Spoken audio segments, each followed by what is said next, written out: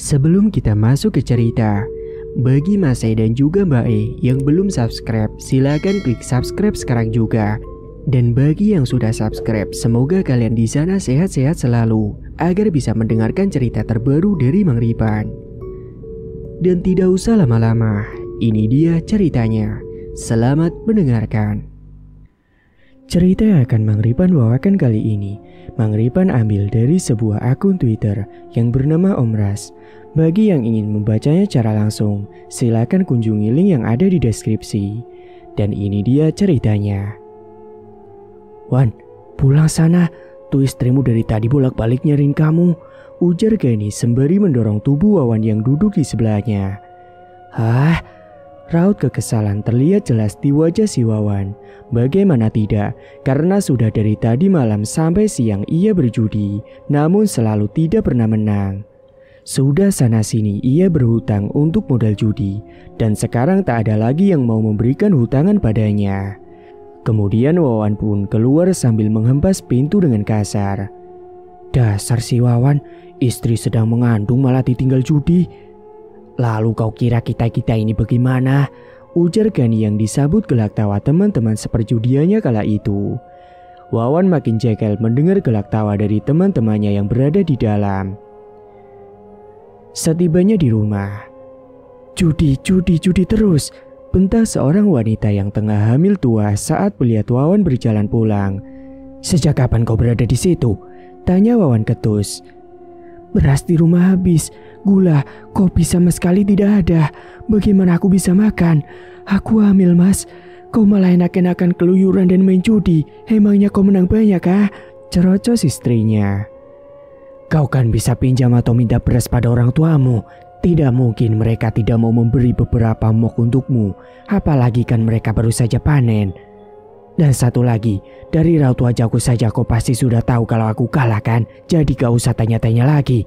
Lagi pula misalkan aku menang judi, uangnya tak akan kubuang. Pasti akan kuberikan semuanya untukmu," ujar Wawan dengan langkah yang semakin laju. "Dasar laki tidak berguna, menyesal aku kawin dengan laki-laki macam kau," teriak Suhaila. Mendengar teriakan itu, Wawan berbalik, wajahnya nampak merah padam menahan emosi. "Kau bilang aku apa? Laki-laki tidak berguna. Kau menyesal kawin denganku," bentak Wawan menatap lekat ke arah istrinya. Suhaila menutupi matanya ketika Wawan sudah mengangkat tangannya tinggi-tinggi, bersiap untuk menampar pipi istrinya. Namun Wawan kembali menurunkan tangannya ketika ia melihat perut Suhaila yang sudah kian membuncit kala itu. Ia tak tega. "Hah?" dengus Wawan yang kemudian berbalik meninggalkan Suhaila yang masih berdiri di situ. Flashback. Cerita kembali ketika sebelum Suhaila menikah dengan si Wawan. Suhaila merupakan kembang desa yang sangat cantik. Dulu banyak para lelaki yang datang dari berbagai daerah untuk meminang Suhaila. Salah satunya adalah anak juragan karet yang orang tuanya sangat disegani di desanya. Namun entah mengapa tak ada satupun yang Suhaila terima dari para penimang yang datang tersebut. Dan yang sangat mengagetkan ialah ketika Suhaila malah menerima pinangan dari Syazwan Hilmi, yang saat itu semua orang di desa tahu kalau pemuda tersebut adalah pecandu judi. Kesehariannya hanyalah bermain judi dan terus judi. Pilihan Suhaila itu membuat orang tuanya semakin marah, dan pernikahan mereka tak pernah direstui oleh orang tua Suhaila. Setelah menikah dengan Wawan, Suhaila pergi dari rumahnya dan tinggal di rumah Wawan bersama ayah dan ibu dari suaminya. Namun baru beberapa bulan menikah, rumah tangga keduanya mulai diguncang berbagai macam ujian. Mulai dari panen milik ortu Wawan yang gagal, ibunya yang sakit-sakitan, dan Wawan yang diberhentikan dari pekerjaannya sebagai kuli bangunan. Bahkan mereka berempat pernah tidak makan dan tidur dengan perut yang kosong. Tak sampai di situ, suatu hari ayahnya Wawan dipatuk ular kobra saat sedang berada di sawah dan membuat beliau kehilangan nyawa setelahnya. Dan tidak lama selepas meninggal ayahnya Wawan, ibunya Wawan pun menyusul meninggal dunia. Bagai tersambar petir di siang hari, Wawan hancur, sedih, dan juga merasa sakit. Namun walau bagaimanapun, ia harus menangis dan berteriak, itu semua tak ada gunanya dan tak akan pernah bisa mengembalikan yang sudah tiada. Hingga di suatu pagi, setelah beberapa bulan berlalu, Suhaila mendekati suaminya yang sedang bersiap-siap untuk bekerja. Wajahnya terlihat berseri. "Diminum dulu kopinya, Mas." Wawan pun mengangguk sambil tersenyum. Pelan-pelan ia mengangkat gelas kopi yang masih panas tersebut mendekati bibirnya, lalu menyeruput dengan perlahan. Senyum di bibir Suhaila masih terlihat. Dalam hatinya, Wawan sangat bersyukur bisa menikahi gadis pujaan hatinya itu. Karena sebab Suhaila lah dia bertekad untuk berhenti dan melupakan judinya. "Sayang, kenapa senyum terus dari tadi?" tanya Wawan. "Aku hamil, Mas," ucap Suhaila hati-hati. Mata Wawan pun langsung terbelalak, senyumnya mengembang sangat lebar sekali. Hatinya benar-benar bahagia sekali mendengar itu. Berarti aku sebentar lagi jadi ayah?" "Bukan sebentar lagi, tapi sudah menjadi ayah," ralat Suhita. Wawan membungkuk, ia mengulurkan tangannya mengusap perut istrinya yang masih terlihat rata itu. "Abah berjanji akan lebih giat lagi bekerja untukmu dan Umah," ucap Wawan sembari menciumi perut istrinya. Suhaila pun tersenyum. Sementara di lain waktu, teriak Wawan yang tengah berdiri di atas batu pinggir sungai, wajahnya kusut dan murung. Wawan terduduk di atas batu besar tersebut, bahunya berguncang, ia menangis. Wawan pun berteriak penuh keputusasaan. Dari kejauhan, Gani menatap Wawan sembari menggelengkan kepalanya.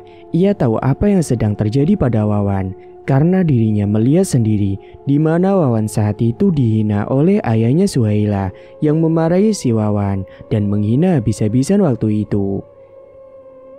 "Anakku tak akan pernah bahagia bila masih bersama dengan laki-laki macam kau," bentak ayahnya Suhaila pada Wawan.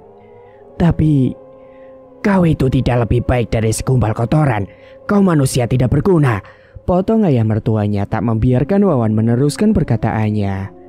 "Aku sendiri juga bingung mengapa Suhaila lebih memilih kau daripada Jainal, anak juragan karet itu. Oh, atau mungkin benar perkataan si Jainal kalau kau telah mendukuni anakku.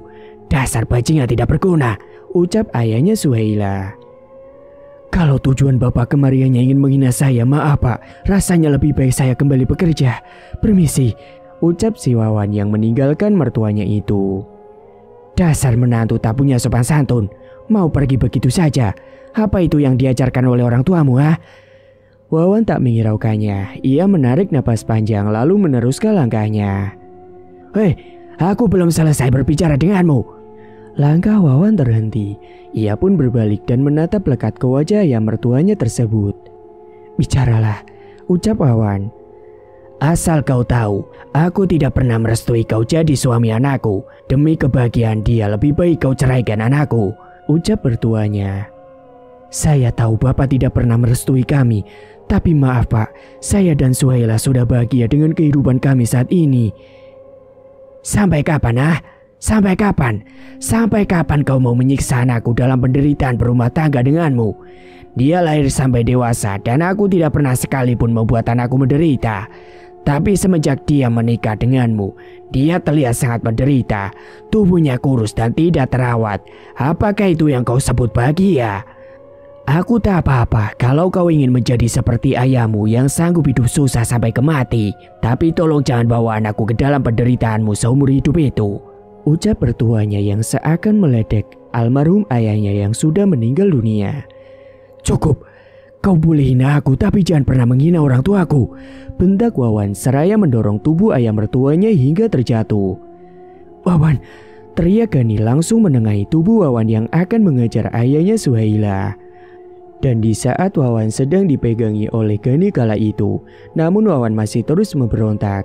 Ayah Suhaila pun berlari pergi dengan wajah pucat dan tubuh yang gemetar ketakutan. "Wan, sudah Wan, apa kau tak berpikir kalau sampai Suhaila tahu, dia pasti akan sangat kecewa padamu?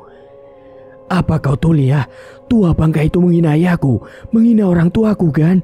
ujar Wawan dengan napas yang masih tidak beraturan.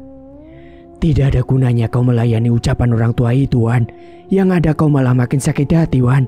Sekarang lebih baik kau pikirkan masa depan rumah tanggamu, ujar Gani menenangkan dirinya. Belum lagi sempat tenang, Wawan dan Gani dikagetkan dengan panggilan ketus dari bos tempat kerjanya. Wawan pun segera berdiri, menyapu-nyapu punggungnya yang kotor dengan telapak tangan. Iya bos, ada apa? Mulai besok kau tak usah datang lagi kemari, kau kupecat. Wawan pun ternganga. Dipecat? Salah saya apa bos? Saya bekerja dengan baik dan saya juga datang tak pernah terlambat. Kenapa saya dipecat? Sudah Wan, aku tidak ingin berurusan dengan orang itu. Kau tahu kan dia cukup berpengaruh di daerah sini, ucap bosnya itu. Mendengar kata orang itu, Wawan pun sadar pasti yang dimaksud bosnya itu adalah ayahnya Suhaila. Kalau Wawan berhenti, saya juga akan berhenti, ujar Gani yang berdiri tegak di sampingnya si Wawan. Wawan tertunduk lesu, ia merasa bersalah pada Gani. Apa rencanamu selanjutnya, Wan? Mungkin memang benar kan, Suhaila tak akan pernah bisa hidup bahagia denganku. Dengan apa yang berlaku sekarang, sepertinya aku tidak bisa membahagiakan istriku. Bahkan satu-satunya tempat yang menerimaku bekerja sekarang sudah menolakku, ujar Wawan bergetar. Gani pun terdiam. Tapi aku tak berpikir kau akan melepaskan Suhaila begitu saja, Wan. Lalu aku harus apa, Gan? Apa aku harus bersujud dan menjilat telapak kaki ayah Suhaila untuk meminta restu? Ya Tuhan, kasihan sekali sahabatku ini. Baru saja dia bahagia karena mendapatkan Suhaila. Sekarang datang ujian-ujian yang begitu berat dalam rumah tangga mereka. Kuatkanlah Wawan ya Tuhan, batin Gani kala itu. Gan, tolong jangan beritahu Suhaila kalau aku diberhentikan dari tempat kerjaku ya. Gani pun mengangguk. Di lain waktu, Kak Wawan, teriak seorang anak kecil yang tengah berlari-lari kecil mendekati Wawan. Sebelum menoleh pada anak itu, Wawan lebih dulu mengusap air matanya. Kak Ilah sakit perut kak, dia ada di rumah Nini. Mendengar itu, Wawan langsung berlari tanpa memperdulikan anak itu. Ia benar-benar khawatir kalau sampai terjadi apa-apa pada istrinya, dan tentunya juga kandungannya. Sesampainya di dekat rumah Nini Ipa, Wawan pun berhenti. Cepat masuk, lihat keadaan istrimu, jangan sampai nanti menyesal, ujar Gani mendorong tubuh Wawan dengan keras, yang membuat Wawan sempat terkaget. Sejak kapan kau berada di sini? Cepat jangan banyak tanya, yang penting sekarang itu masuk dulu ke rumah Nini Ipa dan lihat keadaan istrimu, ujar Gani sembari menarik tangan Wawan. Saat Wawan masuk ke dalam rumah itu, terlihat istrinya yang sedang berbaring. Dia meringis kesakitan sambil memegangi perutnya. Suhaila kenapa nih? Apakah sudah akan melahirkan? Tapi bukannya ini belum masuk bulan ke-9? Tanya Wawan kalut. Istrimu malinggang bulan. Tidak usah khawatir. Nanti juga akan berhenti sendiri setelah diminumkan air jahe, jawab Nenek Ipa. Malinggang bulan biasanya terjadi di kisaran usia kandungan 8 bulanan, tergantung masing-masing orang juga. Ada yang pernah mengalami dan ada yang tidak. Sakitnya sama seperti mau melahirkan. Wawan pun menghela napas lega. Ia mendekati istrinya. Ingin sekali rasanya mengelus kepala dan menenangkan Suhaila. Tapi ia sudah bertekad untuk melepaskan Suhaila selepas bersalin nanti. Dan ia tidak ingin jika perhatian Suhaila akan membuat Suhaila tak mau lepas darinya. Karena demi kebahagiaan Suhaila, ia rela melakukan apapun, meskipun itu sangat menyakitkan bagi Wawan. Kau tak apa-apa, tak usah manja, ujar Wawan dengan ketusnya. Manja? Ini benar-benar sakit sekali, Mas. Apa kau menganggapku sedang berpura-pura? Ujar Suhaila sesekali meringis. Kau memang berpura-pura kan? Sudahlah, aku mau pergi. Lebih baik kalau kau nanti sudah selesai berpura-pura, kau pulang ke rumah orang tuamu. Karena selepas kau melahirkan, aku akan menjatuhkan talak padamu, ujar Wawan tanpa melihat ke arah istrinya yang sebenarnya menahan tangis. Astagfirullahaladzim, tidak baik berkata seperti itu, Wan. Istrimu itu memang benar-benar tengah kesakitan. Istighfar. Ya Allah, terus anakmu ini kenapa seperti ini? Ujar Naipa sembari mengelus dadanya. Wawan berjalan keluar, membiarkan istrinya yang masih kesakitan berada di dalam rumah Nini Ipah. Namun baru beberapa langkah keluar dari rumah, Wawan dan Gani dikagetkan dengan Suhaila yang berjalan tertati-tati meninggalkan rumah Nini Ipah. Nenek tua itu memanggil-manggil Suhaila, namun wanita tersebut tak menghiraukan panggilannya itu. Air matanya mengalir di setiap langkahnya yang tertati. Wawan menatapnya dengan rasa khawatir, namun ia tak bisa mendekati istrinya. Ia takut jika itu ia lakukan akan menghancurkan tekadnya untuk melepaskan Suhaila. Singkat waktu, 2 bulan telah berlalu. Semenjak Suhaila pergi, Wawan jatuh sakit memikirkan anak dan istrinya. Ia tahu saat itu Suhaila dan anaknya sudah kembali ke rumah orang tuanya, dan ia yakin mereka akan baik-baik saja di sana. Tapi Wawan sangat rindu, dan rasa rindu itulah yang membuatnya jatuh sakit. "Wan, tak ada gunanya kau melakukan semua ini. Kalau hanya akan menyiksa kau dan Suhaila, kau harus pikirkan anakmu, anak kalian," ujar Gani. "Mereka sudah berbahagia di rumah ya Suhaila kan? Biarlah mereka tetap di sana, karena aku ingin melihat mereka bahagia tanpa aku." "Kau salah, Wan. Justru kebahagiaan mereka adalah dapat bersama denganmu. Dan misalkan begini, meskipun Suhaila menikah lagi, belum tentu laki-laki itu akan menerima anakmu dengan ikhlas. Kau harus pikirkan itu, Wan. Jangan jadi pecundang. Bangkit, buktikan pada ayahnya Suhaila kalau kau pun bisa jadi orang sukses untuk anakmu dan juga istrimu." Wawan menghela napas sejenak. "Ku dengar Suhaila akan dikawinkan dengan Jainal. Kau tentu tahu kan siapa Jainal? Apa kau mau anakmu diasuh dan dibesarkan oleh laki-laki macam dia itu?" Kali ini Wawan langsung bangun dari duduknya dan menatap gusar pada Gani. Tidak mungkin Suhaila akan dikawinkan." "Terserah kawan, mau percaya atau tidak, yang jelas kabar itu sudah ku dengar," jawab Gani beranjak dari duduknya. Setelah beberapa saat, Wawan pun berbicara kembali. "Kau benar kan? Selama ini aku sudah banyak dosa pada istriku, pada anakku.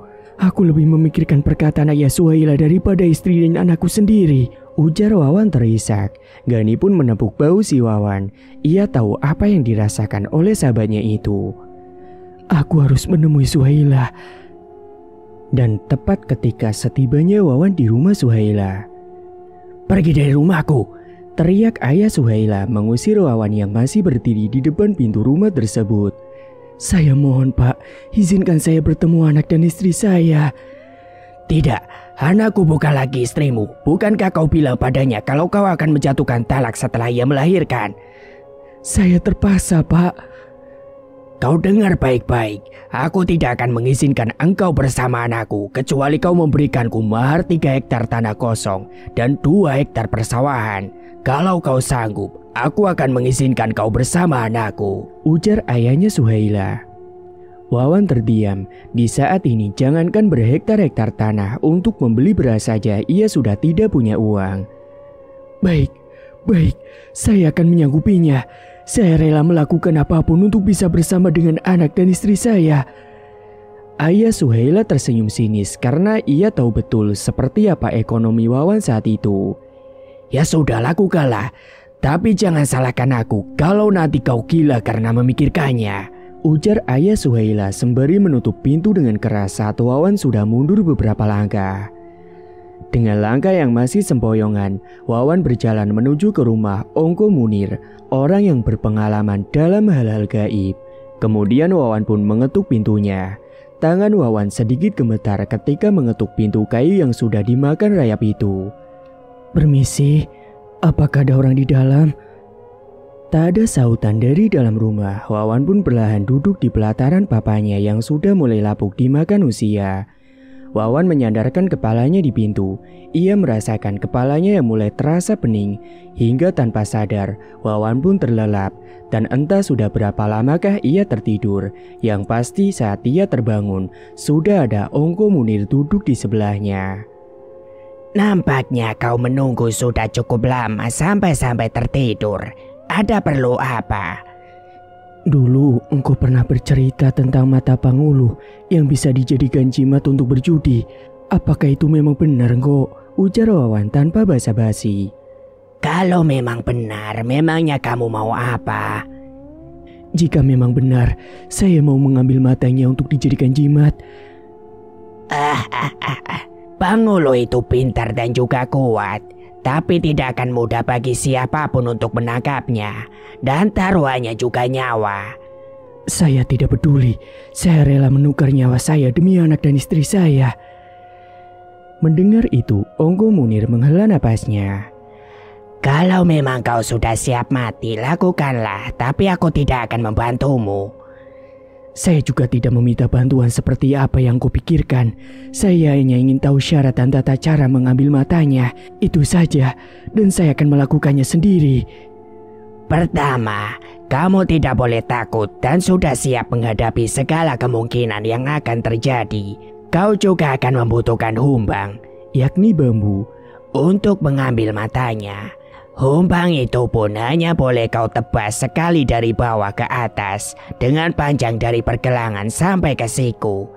Jangan sekali-kali kau menebas bambunya dari atas ke bawah, karena kalau sampai kau lakukan itu, kau akan masuk ke dalam alam mereka dan tak akan bisa kembali kecuali kau mencabut bambu yang menusuk matanya, tapi nyawamu jadi taruhan. Dan satu lagi, kalau Pangolo sudah berhasil kau lumpuhkan, biasanya Pangolo itu akan tahu niatmu dan mereka akan membenamkan wajahnya ke tanah, melindunginya dengan lidah mereka. Karena itulah kau harus membalikkan tubuhnya agar kau bisa mengambil matanya. Tapi itu tidak mudah. Untuk kau bisa membalikkan tubuhnya meski dengan cara apapun, kecuali menggunakan tangannya sendiri. Oleh karena itu, kamu harus memotong tangannya. Gunakanlah tangan itu untuk membalikkan tubuhnya. Lalu setelahnya matanya kau dapatkan, simpanlah di dalam kain putih dan kalau kau ingin berjudi, kantongi saja mata tersebut. Ujar Onggo Munir panjang lebar. Wawan pun terdiam, pasti akan sangat sulit baginya bisa mengalahkan manusia jadi-jadian itu. Mereka kuat dan pintar bersembunyi, dan biasanya kalaupun ada orang baru meninggal mereka akan pergi menesek atau berpesta dengan memakan bangkai dan menjilati danur orang yang meninggal itu. Aku tahu, tak akan ada yang mau menaruhkan nyawanya hanya demi hal seperti itu. Yang jelas tidak akan mungkin bisa kau dapatkan, kata Onggo Munir membuat kaget Wawan yang tengah melamun. Saya diam bukan berarti saya mundur, tapi saya sedang memikirkan bagaimana cara menangkap salah satu di antara pangulu-pangulu itu, ujar Wawan. Ya terserah dirimu, kau yang punya rencana lakukanlah. Tapi perlu kau ingat, seandainya kau berhasil mendapatkan mata pangulu tersebut, pasti keluarganya tidak akan tinggal diam dan mereka akan mencarimu. Wawan pun kembali terdiam ketika Onggo Munir sudah masuk ke dalam rumahnya. Lelaki tua itu tinggal sendiri di rumah kecil tersebut. Ia tak punya anak, istri, ataupun keluarga. Setelahnya Wawan pun berjalan pulang.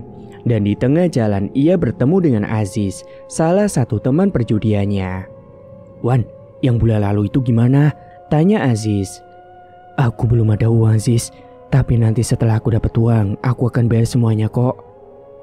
"Kau janji ya bayar utangmu," ujar Aziz sebelum dirinya pergi. Hari itu setelah agak sehat, Wawan mengasah parangnya yang akan ia gunakan untuk menebas bambu nanti. "Wan, ini makan dulu. Ini ada titipan dari Siti," ujar Gani yang baru saja datang seraya menyerahkan rantang yang ia bawa. "Buat apa itu, Wan?" tanya Gani menunjuk ke arah parang yang diasah oleh Wawan. "Adalah untuk misi rahasia." Jangan bilang kau mau membunuh ayah mertuamu, Wan." Teganya kau menuduhku seperti itu, Gan. Macam aku ini orang yang jahat aja di matamu. Ya enggak lah. Iya, aku pun tahu kau tak mungkin berbuat seperti itu. Ya udah, ini makan dulu aja." Wawan mencuci tangannya dan membuka rantang yang berisi sambal bawang ganda, garut bilung kamanta, yakni timun digarut menggunakan sendok lalu dikasih garam dan bawang juga sedikit air. Ikan asin goreng, lalu ada juga beberapa potong ayam beserta ikan goreng. "Emangnya ada acara Gan di rumah Siti?" tanya si Wawan. Gani pun menggeleng. "Kemarin si Angah, ayahnya Siti, dapat ikan tapa besar sekali. Beratnya kisaran 20 kilo lebih. Ikannya sebagian dijual dan sebagian diberikan ke keluarga." "Oh, Wawan nampak sangat lahap sekali memakan makanan yang dibawakan oleh Gali. Serius aku tanya Wan, itu parang untuk apa? Sudah putih begitu, tajam sekali pasti. Mau kau gunakan untuk apa Wan? Aku ingin jadi dewa judi kan, dan parang itu adalah salah satu alatnya. Jawab si Wawan yang berbelit-belit membuat si Gani ini tidak paham. Lama-lama bicara denganmu ini aku bisa ikut-ikutan gila Wan. Orang tanya ke hulu, jawabnya malah ke hilir. Malam itu, Wawan mulai keluar masuk pemakaman dan ke desa-desa tetangga untuk mencari kira-kira ada yang baru saja meninggal ataupun melahirkan. Karena biasanya Pangulu akan berkumpul di suatu titik tempat orang meninggal ataupun melahirkan. Namun singkatnya sudah 7 hari Wawan kelayapan mencari keberadaan Pangulu, ia tidak kunjung berhasil menemukannya. Sampai di suatu malam, Wawan yang tengah berdiri di bawah pohon yang berada di perbatasan desa melihat rombongan hewan-hewan yang tak lazim bersama malah berjalan beriringan. Aku yakin itu pasti mereka, tapi bagaimana bisa menangkap salah satunya? Mereka terlalu banyak, gumam si Wawan. Sementara kala itu tangannya memegang erat humbang hijau yang ia bawa. Hanya sesaat saja rombongan makhluk jadi-jadian itu sudah lenyap tidak terlihat. Wawan melihat ke sekelilingnya dan mendapati seekor terenggiling dengan mata berwarna merah menyala tengah menatap ke arahnya. Suaranya terdengar aneh dan tidak terdengar seperti terenggiling. Wawan mengeluarkan parangnya dari kumpang. Ia bersiap kalau terenggiling itu menyerangnya. Dan benar saja, makhluk itu tiba-tiba menyerangnya dengan cepat.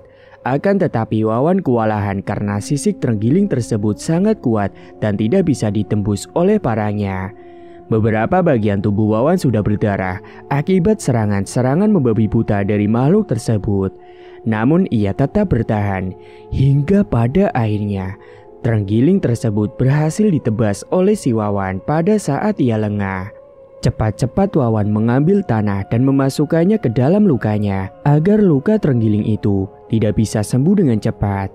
Dengan cepat Wawan meraih humbangnya dan langsung menusuknya pada mata terenggiling jadi-jadian itu. Dan benar saja perkataan Onggo Munir, lidah makhluk itu langsung melindungi bagian muka dan kepalanya. Ia juga membenamkan wajahnya ke tanah. Karena Pangulu yang Wawan temui itu terenggiling, maka ia sedikit kesusahan untuk memotong tangan makhluk tersebut. Ia mencoba membalikkan tubuh Pangulu itu, namun benar seperti apa yang dikatakan oleh Onggo Munir. Tak peduli sekeras apapun ia berusaha agar terenggiling itu terlentang, ia tetap tak bisa melakukannya. Berbalik bangsat, aku hanya ingin sebiji matamu, bentak Wawan yang sudah mulai emosi sembari memukul-mukul makhluk tersebut. Tidak habis akal, Wawan menebang pohon kecil yang ada di dekatnya, lalu ia gunakan untuk mencongkel tubuh si Pangulu. Karena ia membutuhkan sedikit celah agar bisa memotong tangan dari makhluk itu. Meski agak kesusahan, Wawan tetap tidak menyerah. Sampai pada akhirnya, ada sedikit celah dan ia pun langsung menebaskan parangnya ke arah tangan Pangulu tersebut.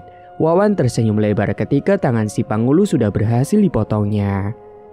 Tak menyia-nyiakan kesempatan yang ada, Wawan bergegas menelentangkan tubuh si Pangulu menggunakan tangannya sendiri. Dan benar saja tubuh makhluk itu dengan mudah ditelentangkan. Senyum di bibir Wawan semakin melebar, apalagi saat ia melihat bambu yang masih menempel di mata si Pangulu. Wawan menghela napas, ia ragu untuk mencabut bambu tersebut. Ia sedikit takut kalau makhluk itu masih bisa melukainya. Namun saat ia terbayang kembali dengan perkataan ayah mertuanya, Wawan langsung meraih bambu yang menancap tepat di mata si makhluk jadi-jadian itu. Dan setelah berhasil, Wawan langsung berlari pulang dengan memegang erat bambu yang masih terdapat mata si Pangulu di dalamnya.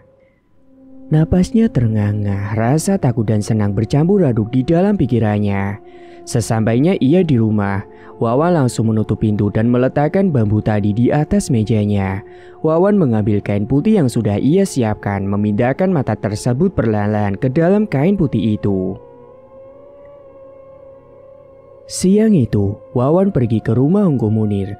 Lelaki tua tersebut nampak sedang duduk di serambi rumahnya dengan ditemani secangkir kopi. Go, semisal saya sudah berhasil mendapatkan mata itu, lalu mata itu harus diapakan? Apakah dibiarkan membusuk atau dikeringkan? Tanya Wawan tanpa basa-basi. Apakah dirimu berhasil mendapatkannya? Kalau tidak dapat, mana mungkin saya bertanya seperti tadi, kok. Setauku, biji mata Pangulu yang sudah dicongkel itu harus dikeringkan dulu sebelum digunakan. Lalu menjemurnya bagaimana? Ya tentu saja sebagaimana menjemur pada umumnya. Matanya kau bungkus dengan kain putih, lalu gantung dimanapun, yang penting tidak diganggu hewan. Kalau malam kau bawa masuk ke dalam rumah, jangan dibiarkan di luar. Wawan pun mengangguk mengerti. Baiklah, kalau Jima judi ini berhasil, saya tentu tidak akan melupakan engkau, ucap Wawan menatap serius pada Ongko Munir. Soal aku bisa kapan-kapan. Kalau kau sudah tunaikan keinginanmu itu, kau bisa ajak aku minum arak. Pasti kok, jangan khawatir. Baiklah kalau begitu, saya permisi pulang dulu. 7 hari telah berlalu. Malam itu Wawan berjalan dengan senyuman di bibirnya. Rupanya Wawan menuju ke sebuah acara wara di desa tetangga. Dan biasanya di malam-malam acara tersebut pasti diadakan dadu kurak atau judi. Wawan duduk di salah satu tenda perjudian. Ia memasang taruhan dengan sejumlah uang yang didapatkan dari berhutang pada Gani. Wawan bersorak kegirangan ketika ia selalu saja bisa menebak angka yang dikeluarkan oleh kocokan dadu tersebut. Dengan kemenangan yang selalu saja berpihak padanya, hanya sebentar saja ia sudah mengantongi uang jutaan rupiah. Dan malam itu, Wawan tak hanya membangkrutkan satu bandar judi kurak, tapi ada 4 bandar yang pulang dari sana dengan tangan kosong, bahkan masih berhutang pada Wawan. Wawan tersenyum lebar sambil memegang erat plastik putih yang penuh dengan uang hasil perjudiannya. Wawan juga kemudian membayar semua hutang-hutang pada temannya dulu. Sisanya ia simpan untuk membeli tanah. Singkatnya sebulan telah berlalu. Wawan kini dijuluki sebagai dewa judi karena dia selalu berhasil membalik bandar judi dari bandar yang kecil sampai bandar yang besar, semuanya pulang dengan hutang pada Wawan. Dan tidak hanya itu, setiap hari ia juga selalu mendatangi acara wara-wara di desa-desa yang jauh hanya demi berjudi. Bahkan tak jarang ia sampai tak pulang berhari-hari ke rumahnya hanya karena mendatangi perjudian kurak. Malam itu, Wawan sudah mengurus semua surat-surat tanah yang akan ia serahkan besok pada ayah mertuanya. Tanah-tanah itu sudah ia bayar meski sebagian masih berhutang. Disaksikan oleh RT, Ongko Munir dan juga Gani, Wawan menyerahkan surat-surat tanah yang dibawanya pada ayah Suhaila. Lelaki tersebut nampak tidak percaya dengan apa yang ada di depan matanya. Bagaimana? Apakah dengan ini saya bisa membawa anak dan istri saya pulang? Tanya Wawan. Sebentar, seseorang coba bangunkan aku. Aku pasti sedang bermimpi melihat laki-laki melarat ini memberikan surat tanah padaku, ujar ayah Suhaila yang tidak percaya. Kemudian Gani menampar lengan ayah mertua dari sahabatnya tersebut dengan keras sekali. Apakah Bapak sudah bangun? Tanya Gani dengan nada sedikit meledek. Ayah Suhaila tak bisa berkata apa-apa. Ia benar-benar tidak menyangka jika laki-laki yang selama ini dia remehkan malah berhasil memenuhi tantangan mustahil yang ia berikan. Ini pasti palsu, kau jangan coba-coba menipuku. Wawan tersenyum sinis selalu berkata, Anda adalah orang yang terpelajar dan disegani. Tentunya orang seperti Anda bisa membedakan mana surat yang palsu dan asli. Periksalah lebih detail lagi. Itu asli, Pak. Saya sendiri yang menyaksikan sewaktu serah terima surat tanah tersebut, ujar Pak RT menimpali. Ayah Suhaila terdiam 1000 bahasa dengan mata yang masih lekat menatap surat-surat tanah itu. Seperti janji yang sudah kita sepakati, bagaimana Pak? Apakah saya sudah boleh membawa anak dan istri saya untuk pulang ke rumah? Ayah Suhaila tak serta-merta menjawab. Ia langsung berdiri dan membawa masuk surat-surat tanah yang diberikan oleh Wawan. Gani hendak mencegah namun dihalangi oleh Wawan. Tak berapa lama, Suhaila keluar sambil menggendong anaknya. Wawan menatap 2 orang yang dicintainya itu, tak sadar air matanya menetes di pipi. Suhaila berjalan mendekati si Wawan. Ayo, kalau mau mengajak kami pulang, kata Suhaila. Wawan meraih anaknya yang masih berada di gendongan Suhaila. Ia sangat rindu dengan anak mereka. Wawan menciumi anaknya dengan penuh kerinduan dan juga air mata bahagia. Saya duluan ya Pak. Gan, ucap Wawan pada Pak RT dan Gani. Gani menepuk pelan lengan Wawan sembari mengangguk. Di perjalanan pulangnya, Suhaila masih tidak berbicara sepatah kata pun pada Wawan. Sementara Wawan juga nampak sungkan mengajak istrinya bicara. Kudengar kau sudah sukses jadi penjudi sekarang ya. Padahal kau sudah punya janji padaku sebelum kita menikah dulu, ucap Suhaila tiba-tiba. Iya, aku masih ingat. Tentu saja, tapi mau bagaimana lagi, keadaan memaksaku. Ayahmu. Iya mas, aku tahu.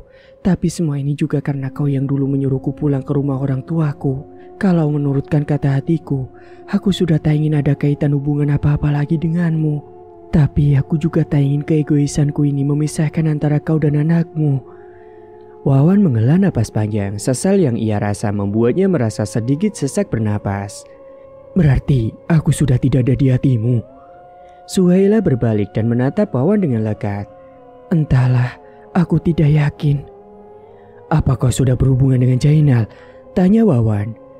Bicara apa kau ini? Sama sekali tak ada hubungan antara aku dan Jainal. Syukurlah kalau begitu. Malam itu, Wawan membelikan berbagai macam makanan untuk dia dan istrinya. Aku mau meminta izinmu, karena aku akan berjudi sampai semua hutangku lunas. Dan aku akan mengumpulkan sedikit demi sedikit modal usaha untuk kita. Aku berharap kau mengizinkan. Suhaila terdiam sesaat, matanya lekat menatap nasi di dalam piring. Memangnya berapa hutangmu mas? Kalau bagiku sangat banyak, jawab Wawan tak mau memberitahukan jumlah hutangnya. Baiklah, aku akan mengizinkan. Tapi hanya sampai kau dapat membayar hutang-hutangmu dan menyimpan sebagian untuk modal usaha kita. Tidak boleh lebih dari itu. Wawan tersenyum, ia langsung mengecup kening istrinya lalu melanjutkan makannya. Malam itu sangat dingin sekali, beberapa lapis selimut tipis masih terasa sangat menusuk hingga ke tulang. Biasanya jika seperti itu ada ciri-ciri ada orang yang akan meninggal dunia di desanya tersebut. Wawan memegang arah jimat bata Pangulu yang selama ini membuatnya selalu menang dalam perjudian. Ia mulai takut menyimpan benda itu di dalam rumahnya karena ia merasa seperti ada yang tengah mengincarnya. Entah itu mengincar jimatnya atau malah mengincar dirinya. Wawan sendiri menjadi ragu. Tapi yang tahu tentang jimat itu hanyalah Ongko Munir dan dia sendiri saja. Orang lain tidak ada yang tahu. Tak mungkin kalau Ongko Munir memberitahukan semuanya pada orang-orang. Sementara beliau sangat jarang sekali berkomunikasi dengan orang-orang di desa. Sayang, aku ada urusan mendadak, aku pamit keluar sebentar ya.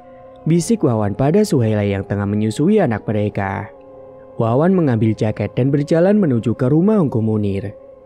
Sesampainya di rumah kecil tersebut, Wawan langsung mengetuk pintunya dengan sedikit keras. Saat pintu terbuka, terlihat Ongko Munir sedang berdiri dengan beberapa nasi yang masih menempel di sekitar bibirnya. Ada apa malam-malam begini, Wan? Tanpa menjawab, Wawan langsung menerobos masuk ke dalam, diikuti Ongko Munir yang masih kelihatan kebingungan. Go, apa engkau pernah menceritakan perihal jimat yang saya punya ini pada orang lain? Ongko Munir mengerutkan dahinya. Aku sama sekali tidak menceritakan apa-apa. Yang sering kemari itu cuma kau, tidak ada yang lain. Saya merasa beberapa hari terakhir seperti ada yang mengawasi saya. Kadang terasa dekat, kadang pula terasa jauh. Bukankah sudah kubilang dari awal bahwa keluarga dari Pangulu yang kau bunuh pasti akan menuntut balas pada pembunuh keluarganya. Mereka tak akan membiarkan kau bersenang-senang dengan apa yang sudah kau ambil dari keluarganya. Kemungkinan kau sudah melakukan sebuah kesalahan dan lengah, sehingga mereka tahu dan sekarang tentu mengincarmu. Wawan menarik napas berat, dadanya berdebar-debar tidak karuan. Takut, ya itu tentu saja. Tapi harus menghadapi segala sesuatu yang akan terjadi ke depannya. Wawan menatap sudut ruang rumah Ongko Munir, terlihat sebuah taring babi yang tergantung di dindingnya dengan rapi sekali. Lalu Wawan mengalihkan pandangan pada wajah tua yang duduk di depannya. Apa tidak ada cara lain agar mereka tidak bisa mencelakai sayangku? Tanya Wawan pada Ongko Munir. Ongko Munir pun mengerjap-ngerjapkan matanya. Bawa saja Sompun, kayu berbau wangi yang biasanya tumbuh di hutan dan sangat ditakuti oleh si Pengulu. Bila kamu berpergian, Hanya itu yang bisa kusarankan. Yang kusayangkan kenapa kau menggunakan jimat itu untuk peruntukan bandar-bandar besar. Kau yang awalnya selalu kalah judi, malah sekarang bisa menang terus-terusan. Seharusnya kau atur waktu dalam menggunakan jimat itu. Jangan terus-terusan, karena tentu saja orang-orang jadi curiga, terutama pihak keluarga Pangulu yang kau bunuh. Andai tidak terdesak, saya pun tidak akan melakukan semua itu. Lagi pula kita semua akan tahu, keberadaan Pangulu-Pangulu tersebut hanya merugikan. Mereka pengganggu dan juga pengrusak. Aku tahu. Aku dan orang-orang lain di luar sana tentu tidak menyukai keberadaan Pangulu di antara kita. Tapi selama ini tak ada yang berani mengusik mereka. Baiklah Anggo, saya pamit pulang dulu, ucap Wawan. Saat berada di luar, Ongko Munir menatap jauh ke dalam pekatnya malam itu. Akan ada yang mati, Ongko Munir bergumam. Apa Anggo? Tanya Wawan untuk memastikan pendengarannya. Cepatlah pulang Wan, anak dan istrimu dalam bahaya. Bentak Ongko Munir membuat Wawan mengerutkan alisnya tanda tidak mengerti. Namun begitu, Wawan langsung berlari menuju ke jalanan yang mengarah ke rumahnya. Suara dahan pepohonan dan daun-daun yang bergesekan satu sama lain, ditambah seperti ada suara kera yang terus-terusan mengikik mengikuti langkahnya yang tergesa. Brak! Wawan tertelungkup karena seekor kera yang sangat besar meloncat ke arahnya dari atas pohon. Wawan diseret oleh kera besar tersebut sampai akhirnya ia dilemparkan ke pohon. Darah pun keluar dari hidungnya yang terhantam pada pohon. Kera besar tersebut menyeringai menatap Wawan. Wawan tahu makhluk itu bukanlah kera asli, melainkan adalah Pangulu yang menyerupai sosok kera. Wawan hanya bisa meringis, pikirannya seakan buntu. Ia tak tahu bagaimana akan mempertahankan diri dari amukan kera jadi-jadian itu, karena ia sama sekali tak mempunyai senjata. Dan di saat kera besar tadi hendak menyerangnya kembali, dari arah jalan rumah Ongko Munir terlihat seseorang berjalan sembari membawa obor di tangannya. Saat orang itu semakin mendekat, tercium aroma sombun bakar yang sangat kuat sekali.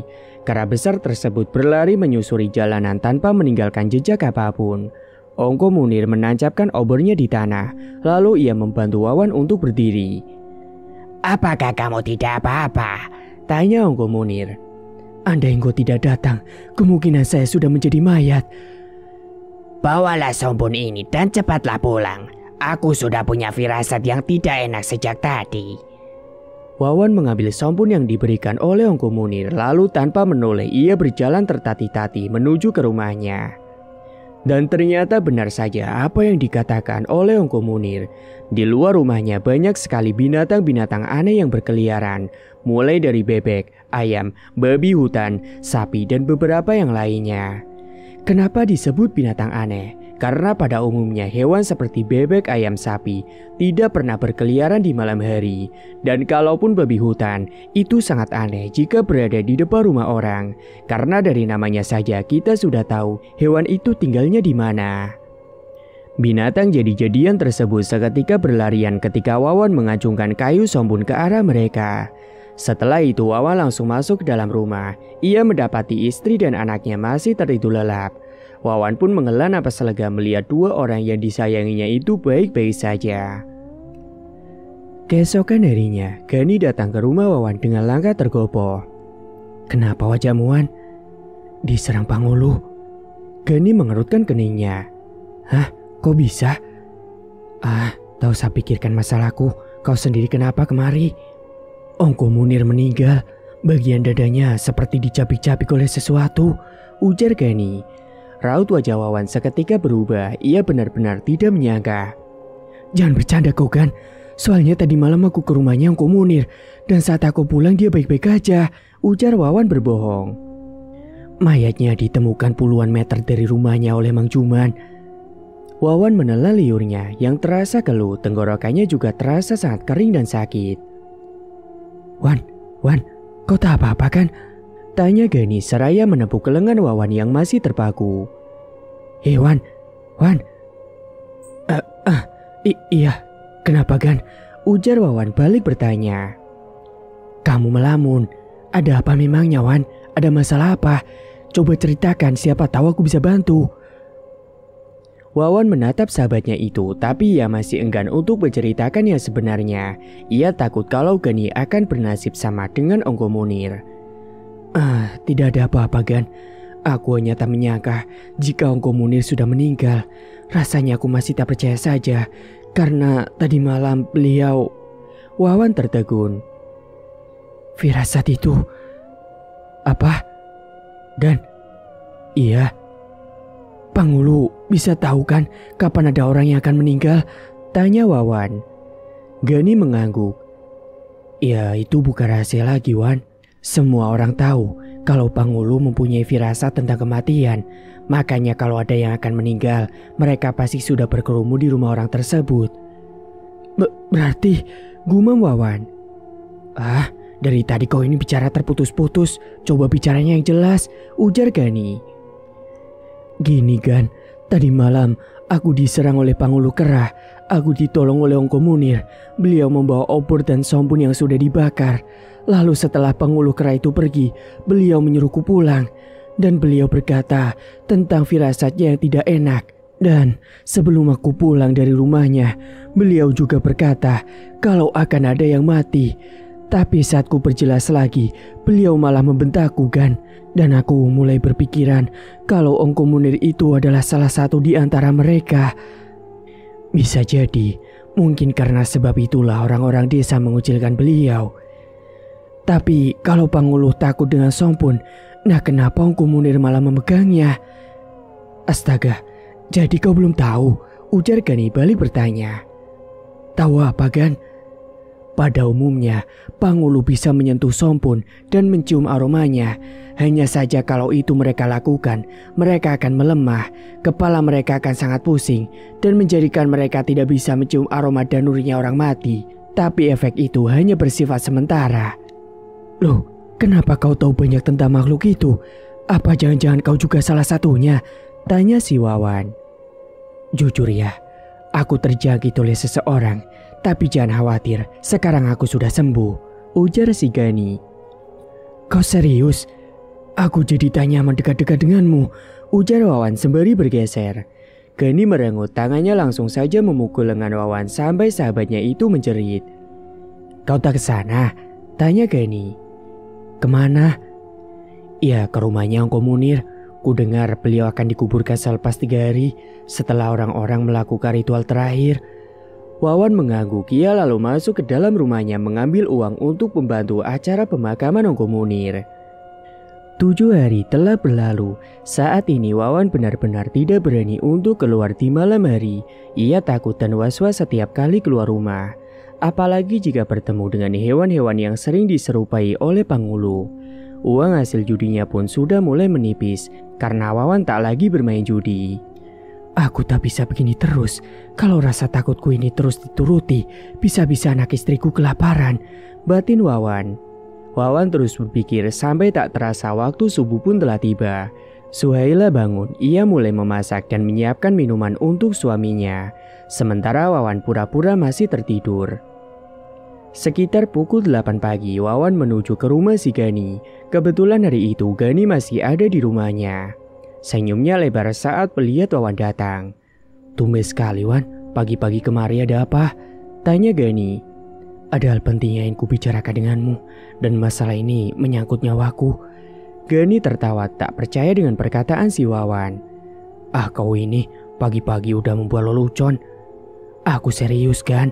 Kata Wawan dengan mimik wajah serius, selalu mulai menceritakan dari awal tentang jimat mata Panguli yang berhasil ia dapatkan. Jujur ya, Wan, dari awal aku sudah curiga kau memakai sesuatu untuk judi. Karena rasanya sangat aneh, orang sial seperti dirimu, kenapa selalu menang judi sampai membalikan para bandar, ujar si Gani. Semua itu kulakukan demi anak dan istriku, kan? Aku rela menukar nyawaku dengan kebahagiaan mereka. Tapi jika sekarang aku mati sebelum melihat mereka bahagia, aku tak bisa, kan? Gani menghela napas berat, ia tahu apa yang dimaksud oleh sahabatnya itu. Ya sudah, aku paham apa maksud dan tujuanmu datang kemari. Aku akan membawamu ke orang yang mengerti masalah seperti itu. Kau jangan khawatir, semuanya akan baik-baik aja. Terima kasih ya, Gan. Tak usah berterima kasih segala, Wan. Kita itu sudah seperti kakak beradik, jadi jangan sungkan-sungkan kalau mau cerita permasalahanmu itu, karena aku akan selalu berada di sampingmu dan siap mendengarkan keluh kesahmu. Singkatnya keduanya pun melewati jalanan berbatu dengan menaiki sepeda. Gani juga membawa beberapa barang yang dipercaya ditakuti oleh Pangulu dan juga sejenisnya. Sekitar jam 1 siang mereka berdua sampai di desa yang dituju. Gani mengayuh sepedanya dengan sangat laju agar cepat sampai di rumah orang yang akan mereka temui. Terlihat sebuah rumah dari kayu ulin dengan tinggi tiang sekitar 2 meteran. Bahwa rumahnya bersih dan tertata rapi sekali. Beberapa tanaman cabai dan jeruk nipis menghiasi halaman rumah itu. "Assalamualaikum," ucap Gani setelah menyandarkan sepedanya di pohon rambutan samping tangga rumah itu. "Waalaikumsalam. Gani, ayo masuk. Jawab seorang perempuan parubaya yang memakai handuk kecil di kepalanya. "Ada acara rupanya, Cuk." Cuk adalah sebutan untuk bibi dalam bahasa Dayak Bakumpai. "Iya, nikahnya si Arsyad. Dia akan menikah 2 hari lagi." Gani mangut-mangut. "Amangnya ada?" tanya Gani kemudian. "Tadi katanya mau pergi ke rumah Pak Solikin, minjem dagangan." "Mia, tolong buatkan kopi 2 gelas ya." Tidak berapa lama kemudian keluarlah seorang gadis manis dengan kerudung berwarna coklat, membawa 2 gelas kopi hitam dan beberapa toples kue kering. Gadis itu meletakkannya di lantai tepat di depan keduanya duduk. Gani melirik ke arah si gadis yang rupanya sedang curi-curi pandang pada si Wawan. "Diminum kopinya, Gan. Itu temanmu. Ayo silakan diminum," ujar si Ucu. "Mia, ngapain di situ? Tuh ke dapur, siapa tahu ada yang butuh bantuan," tegur Ucu pada si Mia. Wawan merasa kurang nyaman setelah mendapat kode dari Gani. "Kira-kira datangnya kapan, Gan?" bisik si Wawan. "Paling sebentar lagi, Wan. Kita tunggu aja." Wawan menarik napas panjang. Ia sangat khawatir dengan anak dan istrinya yang di rumah. Setelah kopi yang disuguhkan tadi telah habis, terdengar dari arah bawah rumah suara langkah dan suara dandangan yang terkena tiang. Sekitar 10 menitan, masuklah seorang laki-laki parubaya yang memakai peci putih. "Aduh, puas lelahku berjalan ke tempatnya Solin sana. Lihat nih, penuh keringat," ujar lelaki parubaya tersebut seraya mengipasi tubuhnya. Gani tersenyum sambil mengangguk. "Tak terasa ya, Mang, si Arsyad sudah mau kawin," kata Gani. "Ya begitulah. Aku saja kadang masih merasa kalau baru kemarin rasanya dia dilahirkan. Oh iya, kalian ini mencariku kah?" "Iya, Mang. Ini kenalkan dulu teman saya. Namanya Syazwan, biasa dipanggil Wawan. Dan dia ini yang ada keperluan dengan Amang," jawab Gani sembari menunjuk ke arah Wawan yang duduk di dekatnya. Wawan mengangguk sambil tersenyum. "Wajahmu mirip sekali dengan arwah Andi," ucap Amang. "Coba ceritakan apa yang ingin kau katakan," lanjut Amang. Wawan menatap Gani dan Gani memberikan kode anggukan pada si Wawan. "Begini, Mang." Kemudian Wawan pun mulai bercerita tentang semuanya. Amang pun mangguk-mangguk mendengarkan cerita dari Wawan. "Berat sekali. Aku saja sampai merinding mendengarnya. Bagaimana mungkin orang biasa dapat mengambil mata dari Pangulu yang kekuatan gaibnya bahkan melebihi kuyang?" "Saya pun melakukan itu secara terpaksa, Mang," jawab Wawan pelan. "Jadi setiap malam Pangulu itu ada di sekitar rumahmu? Bahaya sekali itu.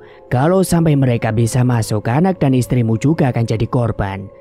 Mendengar itu jantung Wawan berdegup kencang. "Apakah saya harus memisahkan diri dari anak dan istri saya agar mereka tetap aman, Mang?" tanya si Wawan. Amang terlihat berpikir sejenak. "Di mana mata itu kau simpan?" Wawan dengan cepat mengeluarkannya dari dalam sakunya. Amang membuka kain putih pembungkus mata tersebut dengan pelan. "Kita kembalikan mata ini pada keluarganya. Lalu kau akan kumandikan pengelat agar mereka tak lagi melihatmu. Tapi aku tak bisa pastikan apakah ini berhasil atau tidak nantinya," ujar Amang. Wawan menatap lantai sambil menggigit bibirnya. Rasanya ia masih belum bisa untuk mengembalikan jimat mata tersebut. Tapi di sisi lain ia juga takut jika rencana Amang tak berhasil. "Jika tak berhasil bagaimana, Mang? Apakah anak dan istriku juga akan menjadi korban? Ya Tuhan, tolong aku. Adakah cara lain agar semuanya bisa baik-baik saja seperti sedia kala? Ini salahku, dan aku harus mengakhiri ini semua walaupun nyawaku harus jadi pengganti. Maafkan Abah nak, Abah mungkin tak akan bisa bersamamu sampai kau besar, tak bisa melindungimu. Batin Wawan kala itu berkecamuk. Wan, panggil Gani sambil menepuk bahu Wawan. Iya kan? Apa? Ucapnya sembari menengok ke arah Gani. Bagaimana, apakah kamu setuju? Tanya si Amang. Akhirnya si Wawan pun mantap setuju dengan rencananya si Amang. Apakah kamu sudah tahu rumah Pangulu itu? Wawan terdiam. Ia tak tahu yang menjadi Pangulu itu siapa dan di mana tempat tinggalnya, karena ia bertemu Pangulu tersebut saat sedang berada di hutan.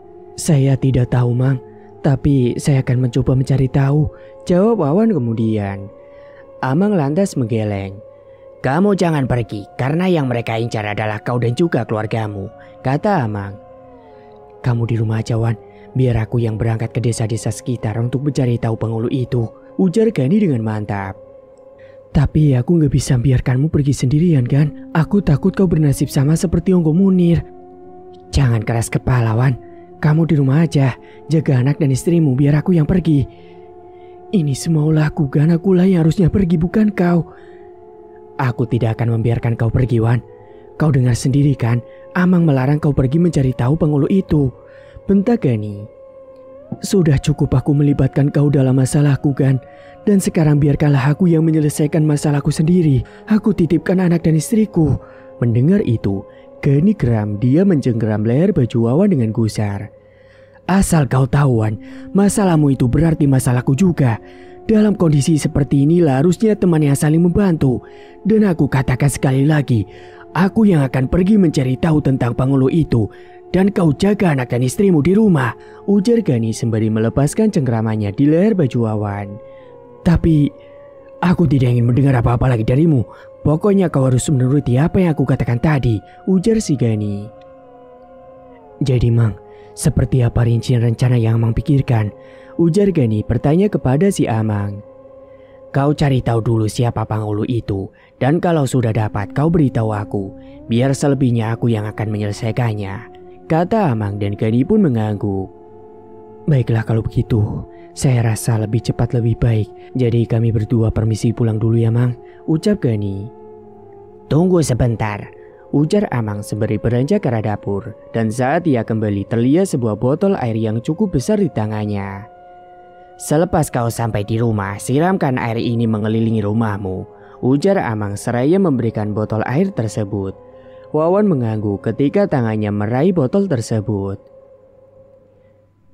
Sesampainya di depan jalan menuju ke desa mereka, Gani dan Wawan pun berpisah. Kau bawa saja sepeda itu, Wan. Aku akan jalan kaki ke tempat itu, karena menurutku Pangulu itu pasti berasal dari desa yang ada di dekat hutan, ucap Gani. Tapi kau tak membawa senjata apa-apa kan? Lebih baik kau ke rumahku dulu. Setidaknya kau ada pegangan wasi, karena kita tidak tahu apa yang akan terjadi di sana. Kau tenang aja, Wan. Tidak akan terjadi apa-apa padaku. Aku juga membawa ini, yang setiap saat bisa kugunakan untuk membela diri, ujar Gani seraya memperlihatkan bulu landak sepanjang kilanan, gabungan 5 jari orang dewasa. Konon bulu landak itu mempunyai racun yang bisa membunuh musuh jika ditusukkan melebihi batas warna hitamnya. Dan dengan berat hati, Wawan pun melepaskan kepergian Gani, sahabat satu-satunya yang siap mati untuk dirinya. Tak akan mungkin ada lagi Wawan dapatkan teman seperti itu. Wawan kemudian pulang dengan mengayuh sepedanya. Dan di depan rumah terlihat istri dan anaknya yang sedang bermain dengan beberapa anak ayam. Wawan yang sedikit trauma melihat binatang-binatang tersebut langsung menjatuhkan sepedanya lalu berlari menghampiri anak dan istrinya. Bahkan Wawan pun mengusir ayam-ayam tersebut. Suhaila mengerutkan alisnya. Kenapa sih Mas? Jangan di luar rumah, sudah hampir maghrib, cepat masuk, jawab Wawan. Setelah anak dan istrinya masuk ke dalam rumah, Wawan langsung mengambil air yang tadi ia gantung di sepeda. Lalu Wawan menyiramkan air tersebut sedikit demi sedikit mengelilingi rumahnya. Tiba-tiba terdengar suara teriakan dari arah pintu dapur yang tembus ke tanah. Ular, teriak Suhaila. Mendengar teriakan istrinya, Wawan bergegas menghampiri seekor ular kobra dengan mata yang berwarna merah aneh mendongak ke arah Wawan. Wawan yang menyadari itu bukan ular biasa pun langsung meraih linggis yang berada di dekat pintu. Namun seakan tahu dengan cepat ular tersebut menyemburkan bisanya ke arah si Wawan dan untungnya Wawan bisa berkelit menghindar. "Ambil Mandau cepat," suruh Wawan pada Suhaila yang masih berdiri mematung. Bergegas Suhaila melangkah masuk ke dalam rumah untuk mengambil Mandau yang terpajang di dinding. Saat ia kembali ke dapur, ia melihat ular tersebut seperti berdiri setinggi pinggang saling berhadapan-hadapan dengan Wawan, hingga membuat Suhaila kaget dan Mandaunya terlepas dari pegangannya. "Mandaunya Suhaila!" Gertak Wawan yang masih lekat menatap gerak-gerik ular tersebut dengan kewaspadaan yang tinggi. Tangan Suhaila gemetar meraih Mandau tersebut, lalu menyerahkannya pada Wawan yang segera mengambilnya. "Maju kau kalau kau ingin mati!" bentak Wawan pada ular kobra tersebut sambil mengacungkan Mandau yang menggigit. Ular itu berdesis dan menjatuhkan dirinya, namun matanya masih lekat menatap ke arah si Wawan. "Masuk Suhaila, jaga anak kita," perintah Wawan. Kau harus hati-hati mas," ujar Suhaila bergetar. Setelah istrinya masuk, Wawan segera menutup pintu dapur. Lalu ia menggiring ular jadi-jadian itu tersebut ke arah belakang rumah yang banyak terdapat pepohonan. "Aku tahu kau bukan ular asli. Sebelum kau kubunuh, lebih baik sekarang kau pergi dan jangan pernah mengganggu keluargaku lagi." Ular itu berdesis sambil merayap mendekati si Wawan. Wawan yang sedari tadi sudah siaga langsung mengayunkan Mandaunya ke tanah. Namun sayang tebasan Mandaunya itu hanya terkena tanah karena si ular jadi-jadian berkelit dengan cepat. Berkali-kali Wawan berusaha menebas ular tersebut, namun gerakan si ular sangat lincah hingga sangat susah untuk Mandaunya mengenai tubuh ular kobra tersebut. Malam sudah tiba, Wawan sedikit kesusahan karena tak ada penerangan di situ. Dan entah dari mana tiba-tiba datang seekor anjing hitam dengan mata berwarna merah menyala menyerang ular kobra tersebut. Anjing tersebut menggonggong dan mulai melompat-lompat di sekitar ular kobra tersebut. Beberapa kali ular itu terkena gigitan dari si anjing hitam yang entah dari mana datangnya. Napas Wawan terengah, kakinya mundur beberapa langkah saat terdengar desisan ular mendekat ke arahnya. "Siapapun kau, aku ucapkan terima kasih padamu," ujar Wawan sebelum pergi. Semakin malam, udara makin dingin menusuk ke dalam tulang. Riuh gemuruh angin menerpa atap-atap rumah penduduk yang sebagian terbuat dari daun. Wawan duduk di ruang utama rumahnya, matanya lekat menatap ke arah pintu. Saat itu ia sangat risau memikirkan tentang Gani. Bagaimana keadaan Gani sekarang dan apakah ia sudah berhasil mendapatkan informasi tentang Pangulu yang Wawan ambil matanya dulu. Entahlah, yang pasti Wawan sangat berharap Gani ini baik-baik saja. "Wan, ini aku Gani. Aku tidak bisa masuk ke dalam, tolong keluar sebentar," ujar suara dari arah luar. Wawan beranjak dari duduknya.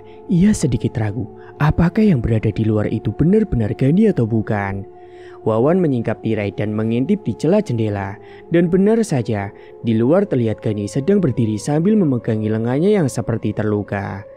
"Astaga, Gani, kau terluka. Kau kenapa, Gan?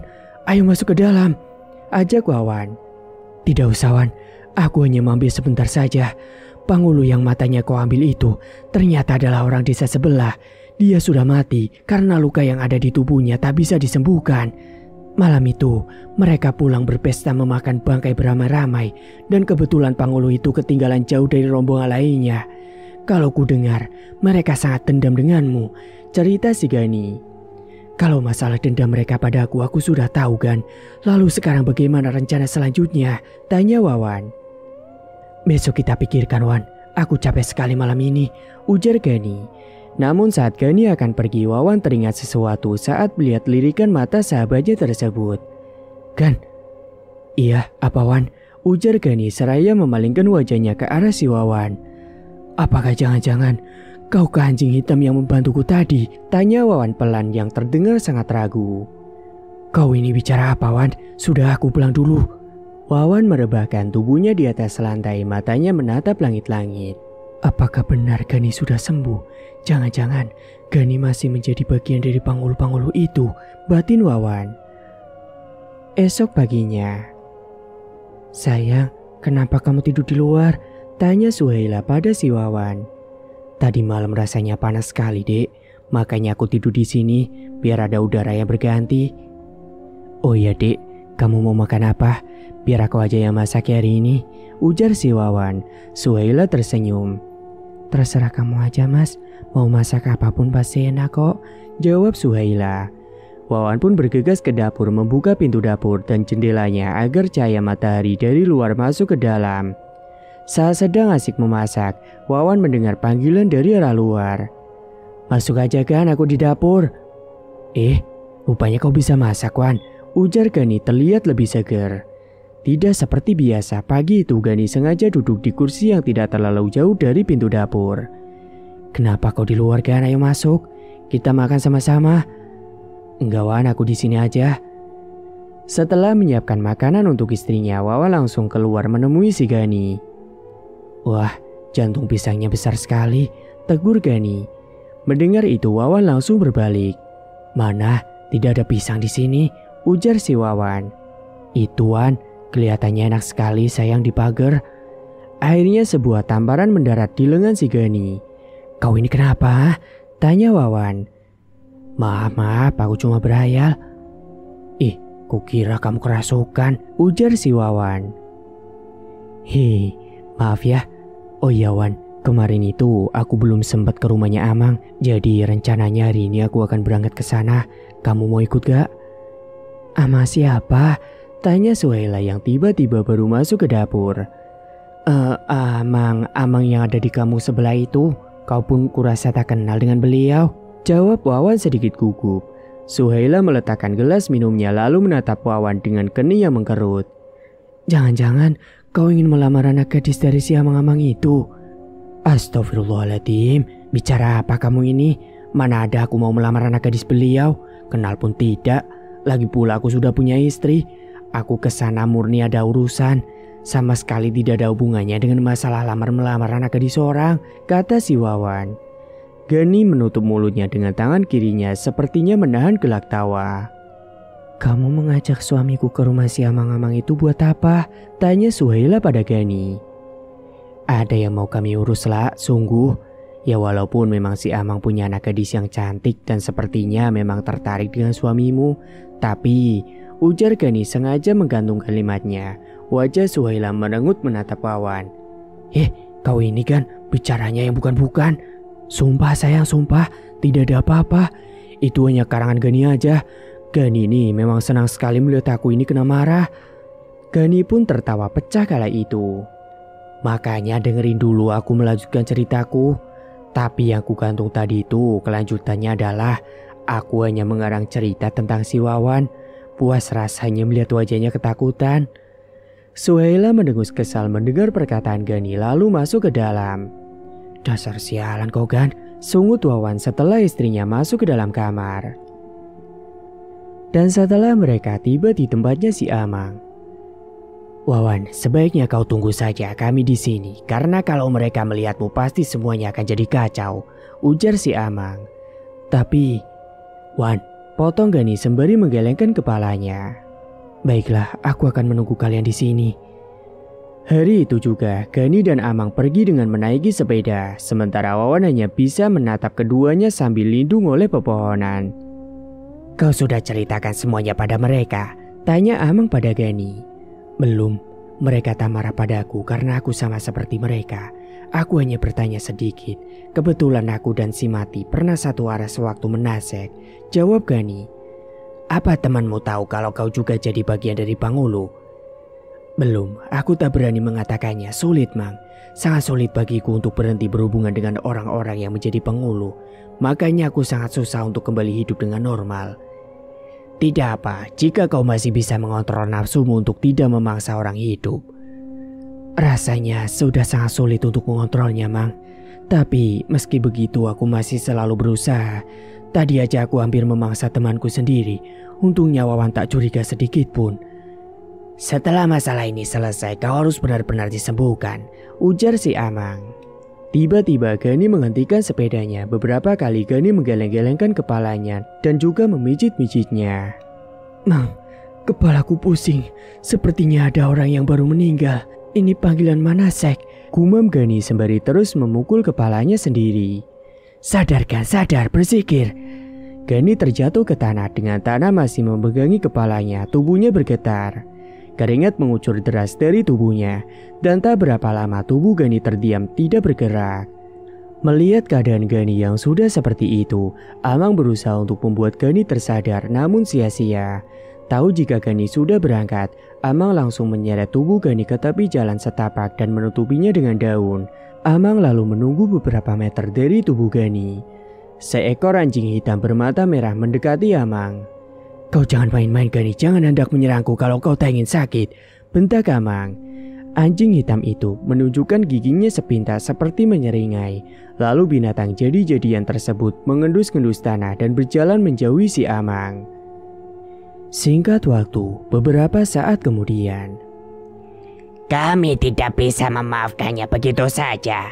Nyawa harus dibayar dengan nyawa, ujar seorang wanita tua dengan gigi yang hampir semuanya sudah menghitam akibat ketergantungan menyiri.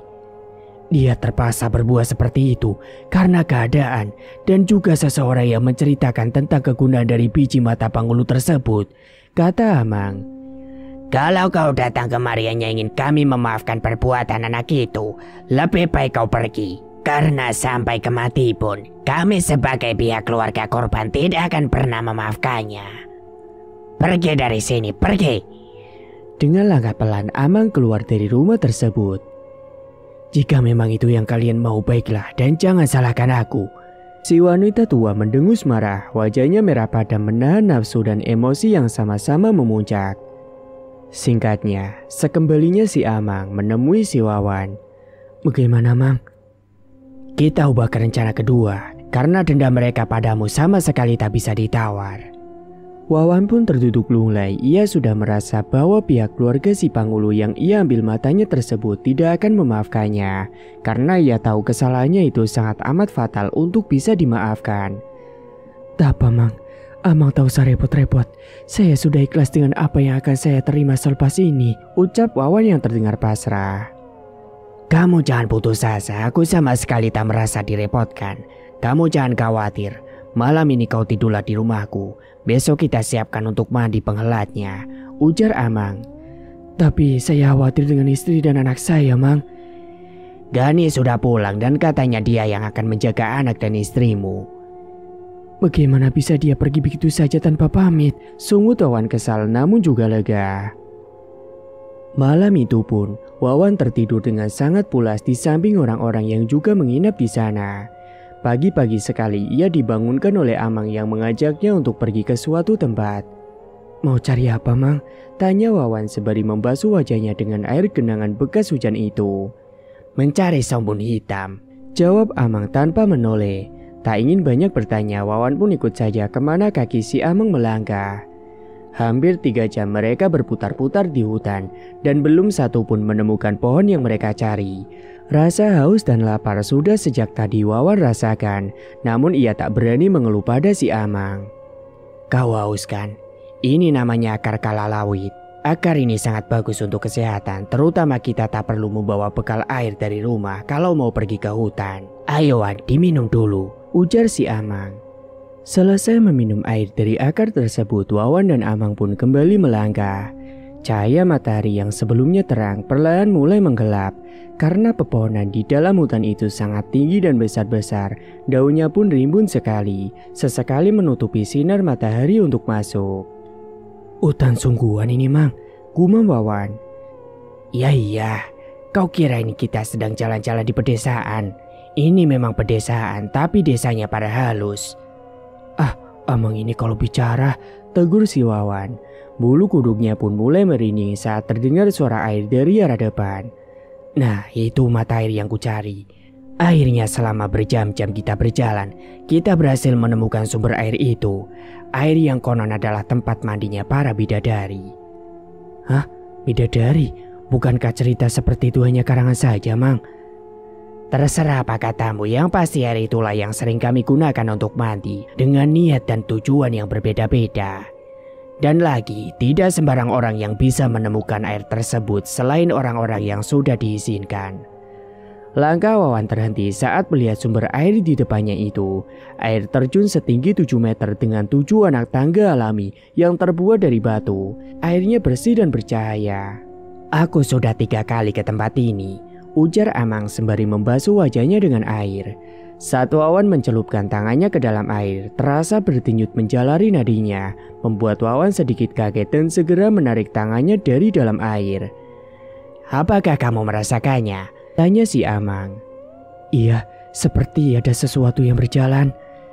Sekarang lepaskan pakaianmu, kau masuklah ke dalam air, berdoa dan ucapkan niatmu.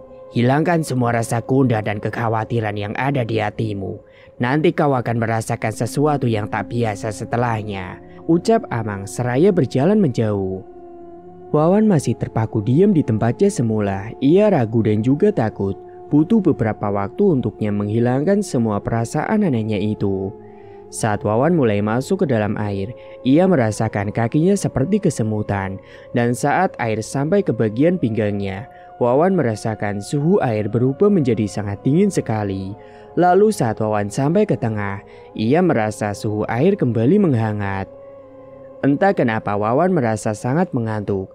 Anehnya saat ia mulai tertidur, Wawan seperti bermimpi melihat 3 orang perempuan berpakaian putih sedang menari-nari di hadapannya. Kulit ketiga wanita itu bersih dan bercahaya. Lekuk tubuhnya membuat Wawan hampir tergoda. Untungnya ia mendengar seruan seseorang yang kemudian membuatnya tersadar. Wawan, panggil Amang berulang-ulang. Saat Wawan membuka matanya, ia terkejut saat melihat ke sekelilingnya yang hanya tumbuhan liar dan semak belukar. Loh, airnya di mana, Mang? Kenapa aku ada di sini? Tanya Wawan sembari menutupi tubuhnya dengan tangan. Syukurlah kau sudah sadar. Baiklah, itu ambil dan pasang pakaianmu, setelah itu kita pulang, ujar Amang yang nampaknya sengaja tidak menjawab pertanyaan si Wawan. Wawan pun beranjak. Ia memakai semua pakaian yang sebelumnya ia tanggalkan. Sementara si Amang menunggu tidak jauh dari tempat Wawan berdiri. Saat ia berjalan menghampiri Amang, tubuh Wawan terasa sangat ringan di setiap langkahnya. Loh, Mang, tubuhku rasanya segar sekali. Sudah lama sekali aku tak pernah merasakan tubuhku sesegar ini, Mang, ucap Wawan. Amang tersenyum sembari melangkah mendahului si Wawan. Syukurlah, alhamdulillah kalau begitu. Tapi itu tadi airnya di mana? Perasaan sebelumnya aku kan Amang suruh mandi berendam di air. Tapi kenapa? Sudahlah, jangan terlalu dipikirkan. Nanti kamu bisa gila. Bila mencocokkan hal yang gaib dengan yang tidak, karena hal gaib itu pasti sangat sulit dicerna akal pikiran manusia, potong si Amang. Tadi aku juga merasa mengantuk, Mang. Lalu di antara bangun dan tidurku, aku melihat 3 perempuan cantik, Mang. Mereka menggodaku. Konon perempuan-perempuan itu adalah penunggu di air tersebut. Jika kamu tergoda, maka ruh kau akan selamanya terjebak di sini. Wawan terdiam mendengar perkataan si Amang. Ia berpikir untungnya saja tadi dia tidak tergoda oleh 3 perempuan itu. Singkatnya, rumah si Amang nampaknya sudah dihiasi dengan hiasan khas pengantin. Aroma bumbu-bumbu masakan tercium hingga ke halaman depan rumah. Beberapa ibu-ibu rupanya juga sedang memasak nasi di halaman dapur. Mang, terima kasih banyak atas bantuannya, Mang. Aku pulang dulu. Jangan pulang duluan, masuk, makan dulu ke dalam. Kita tadi sudah berjalan sangat jauh dan tentu kau juga lapar, bukan? Wawan tak mampu menolak ajakan si Amang. Bukan hanya karena ia tak enak hati, tapi perutnya juga sudah benar-benar lapar. Dan setelah selesai makan, Amang mengajak Wawan untuk ke teras rumah. Ia mengeluarkan bungkusan putih dari kantongnya. Ambillah ini, Wan, ini milikmu. Alis Wawan berkerut melihat benda itu. Loh, bukannya mata ini sudah Amang kembalikan ke keluarganya? Ya, tadinya memang rencanaku ingin mengembalikan mata ini pada keluarganya. Tapi tanggapan mereka tak sesuai dengan yang kuharapkan. Jadi mata ini kutarik kembali. Apa boleh aku menggunakannya, Mang? Itu terserah padamu. Baiklah, Mang. Saya ucapin terima kasih banyak. Kalau saya ada rezeki, saya akan kemari lagi, Mang. Kamu tidak usah pikirkan hal itu. Oh iya, nanti ajak sekalian anak dan istrimu kemari ya. Nikahnya Arsyad akan dipercepat. Baik, Mang. Saya akan kemari lagi nanti. Wawan kemudian melangkah dengan cepat saat sudah sampai di gerbang masuk desanya. Senyum mengembang di bibirnya ketika ia melihat anak dan istrinya duduk di teras. Kamu kemana aja mas, tak pulang-pulang? Maaf sayang, aku ada urusan dengan Amang. Urusan apa? Kau tega meninggalkan kami berdua di rumah? Loh, bukannya Gani yang menemani kalian? Gani, kau kira aku ini perempuan seperti apa yang mau memasukkan laki-laki ke dalam rumah? Kata Suhaila kesal. Tapi dia kan sahabatku, manalah mungkin dia berbuat macam-macam padamu dan anak kita. Lagi pula aku tak menyuruhmu membawanya masuk ke dalam. Setidaknya dia ada di sekitar rumah ini saat aku tidak ada, agar kalian tetap aman di rumah. Gani, tidak ada. Setelah kalian pergi aku tak pernah lagi melihat muka memelasnya itu. Ih, kemanalah si Gani itu? Pamit pada Amang katanya mau pulang, gumam si Wawan. Asal kamu tahu mas, tadi malam sehabis maghrib sampai subuh ada anjing hitam duduk di halaman rumah kita. Kadang-kadang ia menggonggong dan kadang-kadang terdengar seperti berlari-lari keliling rumah ke sana sini. Entah anjing milik siapa itu dan nampaknya sangat ganas. Untung saja selepas subuh dia sudah tidak ada lagi di situ, cerita Suhaila. Anjing hitam, batin Wawan. Sehabis makan, Wawan pamit pada Suhaila pergi ke rumah Gani. Langkahnya tergesa karena ia sangat ingin menanyakan beberapa hal pada sahabatnya tersebut. Gani, Gan, panggil Wawan berkali-kali namun senyap tak ada jawaban dari dalam rumah. Masuk aja kak Gani ada di dalam, mungkin sedang tidur, ujar seorang gadis kecil berusia 9 tahunan dari halaman rumahnya. Wawan memutar-mutar gagang pintu, namun sepertinya terkunci dari dalam. Karena ia sudah sering ke rumah Gani, Wawan tahu kalau kunci yang sering sahabatnya itu gunakan adalah palang kayu yang ada di atas pintu. Dan saat Wawan meraba ke atas pintu melalui lubang, ia mendapatkan palang kayu yang dicarinya. Dan tiba-tiba aroma busuk tercium saat pintu terbuka, sampai-sampai Wawan pun menutupi hidungnya dengan tangan. Bau apaan ini? Gumam Wawan sembari mengibaskan tangannya ke depan wajahnya. Astaga, si Gani ini kenapa bisa tidur senyenyak ini dengan bau busuk memenuhi ruangan begini? Ujar Wawan saat melihat Gani yang tertidur sambil ngorok. Gan, woi bangun Gani, bangun. Panggil Wawan berkali-kali, namun tetap tidak kunjung bangun. Maling, maling, teriak Wawan di telinga si Gani. Astaga, mana-mana? Apa yang hilang? Teriak Gani yang langsung berdiri dengan tinju yang sudah siap siaga, namun matanya masih separuh tertutup. Wawan pun tertawa pecah melihat kelakuan si Gani yang sangat lucu saat itu. Healah, dasar bangsat, sialan kawan, umpat Gani kembali merebahkan tubuhnya. Sudah jam berapa ini Gan, kenapa masih tidur? Aku pusing Wan, kepalaku seperti roda yang sedang diputar-putar, jawab Gani sembari memijit kepalanya sendiri. Jangan-jangan kamu mau mengeluh ya Wan, kata si Wawan sambil tertawa. Bukan mau, tapi sudah. Lagian tadi malam aku tidak tidur semalaman karena menjaga rumahmu. Makanya hari ini aku tidur seharian. Sudah, jangan ganggu aku, pulang sana, ujar Gani. Dasar bakul sampah. Istriku bilang kau tak ada di mana-mana dekat rumah kami. Kau jangan bohong kan? Sial, aku tak berbohong. Istrimu aja yang tidak melihatku. Aku juga tahu dia beberapa kali mengintip keluar rumah tadi malam. Kali ini Wawan menunjukkan wajah yang serius. Berarti benar dugaanku, kau memang masih jadi pangulu. Kamu belum sembuh kan? Iya, memang iya. Lalu kau mau apa sekarang? Kamu mau pergi? Pergilah, ujar Gani. Tidak kan, kau itu temanku. Kita sudah seperti saudara. Masalahmu berarti masalahku juga. Kita akan cari jalan keluarnya bersama-sama. Aku yakin kau masih bisa disembuhkan, ucap Wawan seraya menyentuh lengan Gani. Kamu tak takut tertular Wan? Tanya si Gani. Takut. Aku hanya takut kehilangan anak dan istriku dan juga sabutku ini. Yang lain selain Tuhan aku tak takut apapun, jawab Wawan yang kemudian memeluk si Gani. Cici tahuan, bentak Gani memukul pelan kepala Wawan. Oh iya, kata Amang, nanti kita pergi ke nikahan si Arsyad. Aku juga akan membawa Suhaila dan anakku. Kamu mau ikut sekalian kan? Iya, tapi sekarang aku mau tidur dulu, masih ngantuk nih. Ya udah, tidurlah sono. Bagaimana aku bisa tidur kalau mulutmu itu tak bisa diam? Sungut si Gani. Iya, ya sudah. Nanti kamu ke rumahku ya, aku tunggu. Aku tak bisa masuk ke dalam rumahmu karena air yang diberi oleh Amang waktu itu, Wan, ujar si Gani jujur. Wawan pun menarik napas panjang. Kini ia tahu arti air yang diberikan oleh si Amang waktu itu. 5 bulan telah berlalu, kehidupan Wawan dan Suhaila sudah kembali normal. Wawan juga sudah tidak lagi menggunakan jimat mata Pangulu itu setelah ia berhasil membangun usaha kecil-kecilan di rumahnya dan juga di pasar.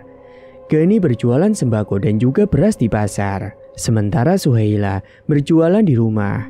Dan Wawan ia kini memiliki usaha sendiri yakni bertukang dan memiliki 8 anak buah yang setia. Gani pun sudah sembuh dan bisa hidup normal kembali. Itu terbukti ketika ayah Suhaila meninggal. Gani pun ikut melayat tanpa merasakan sakit apapun. Kita tidak akan bisa berubah kalau kita sendiri tidak ingin berubah, ucap si Gani. Tamat, cerita pun selesai. Terima kasih bagi Mas E dan Mbak E yang sudah setia menyimak cerita ini sampai akhir. Dan bagi yang belum menekan tombol subscribe, silakan klik tombol subscribe sekarang juga. Dan semoga kalian semua dimanapun berada selalu sehat-sehat semua dan dimudahkan segala urusannya. Dan sampai jumpa lagi di cerita terbaru yang akan Mang Ripan bawakan nantinya.